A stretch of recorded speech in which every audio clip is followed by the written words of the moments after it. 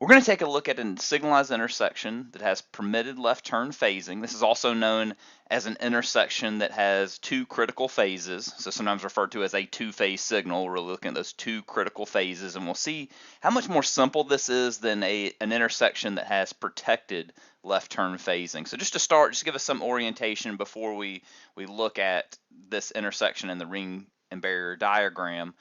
We have Harrison Avenue that goes north-south in this location, and then Dry Avenue that goes east-west. This is located in Cary, North Carolina. And our phasing is that we have our phase 2 on the southbound Harrison Avenue, phase 4 on westbound Dry Avenue, phase 6 on northbound Harrison Avenue, and phase 8 on eastbound Dry Avenue. So those are the four phases that we're going to have, just 2, 4, 6, and 8. And then from the video perspective, so if you watch the video that I have linked in the description, the views you'll see phase 2 coming towards you in the video. That's the southbound approach at Harrison Avenue. Phase 4 is the westbound movement at Dry Avenue. Phase 6 are these vehicles headed northbound on Harrison, and finally phase 8 is the eastbound on Dry Avenue. Okay, now we have our ring and barrier diagram. So we're going to see South Harrison Avenue on this portion and then Dry Avenue on this portion. We see our four phases, 2, 4, 6, and 8 that are listed here, and we're going to have two critical phases that results in this two-phase permitted left turn phasing signal design. When we're looking at the rings and the barriers, we see the rings labeled here on the left. Rings show the sequence of conflicting phases, so we couldn't have this movement on South Harrison with this movement on Dry Avenue. These would conflict with each other the same way in the other ring. We couldn't have northbound on Harrison.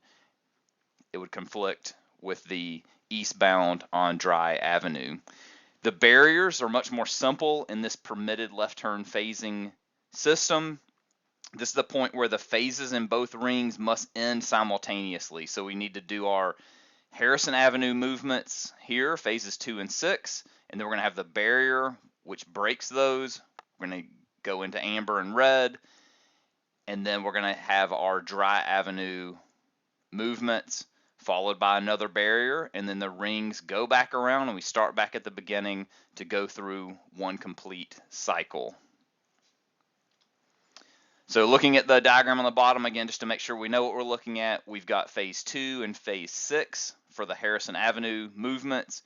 We've got the permitted right turns and left turns for both those movements. We see those dashed lines for those arrows, and then we also have the pedestrians that are moving along, crossing Dry Avenue, moving in the same movements as phase 2 and phase 6. So thinking about moving from left to right, we've got this orange line here. We're going to move through these movements, phase 2 and phase 6. The total green there is about 61 seconds. You can watch the video and see if you get that as well. It's close to 61 seconds. So we're moving through there, and then both of those movements will have to stop, the northbound and the southbound on Harrison, for us to move over to the Dry Avenue movements. So that's going to be phase 8 and phase 4. So we're going to start again here with our orange line, and we're going to move through these Dry Avenue movements for a total of 27 seconds until we end at the second barrier, and then we're going to move back around through ring 1 and ring 2 through these movements, continuing cycling through this signalized intersection.